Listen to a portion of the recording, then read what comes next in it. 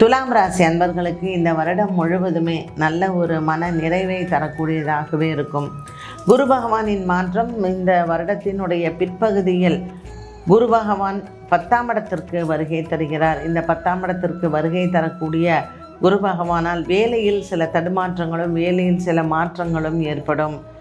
இது நாள் வரைக்கும் உயர் அதிகாரிகளால் நல்ல ஒரு பாராட்டை பெற்ற நீங்கள் இந்த குரு பகவானின் மாற்றமானது உங்களுக்கு அலுவலகத்தில் சில ஏமாற்றங்கள் வர வாய்ப்புகள் உண்டு. வியாழக்கிழமைகளில் முறையே நீங்கள் நரசிம்மரை வணங்க இந்த ஏமாற்றங்களை தவிர்க்கலாம்.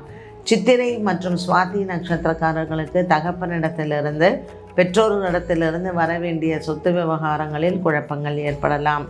இதில் உங்களுக்கு சற்று மன வருத்தங்களும் அல்லது ஏமாற்றங்களும் வந்து போகும். விசாக நட்சத்திரக்காரர்களுக்கு இந்த வருடத்தினுடைய பிற்பகுதியில் 10ஆம் இடத்தில் குரு பகவான் வருவதனால் தனிப்பட்ட தொழில் செய்பவர்களுக்கு சில பொருளாதாரத்தில் சிக்கல்களும் ஏமாற்றங்களும் வந்து போகும்.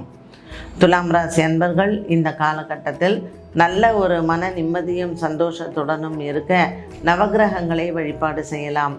கும்பகோணத்தருகே இருக்கக்கூடிய நவகிரக ஸ்தலங்களினுடைய வழிபாடுகள் சனிக்கிழமை தோறும் நவகிரகங்களை வழிபாடு செய்ய உங்களுக்கு இருக்கக்கூடிய கிரக தோஷங்கள் தீரும்.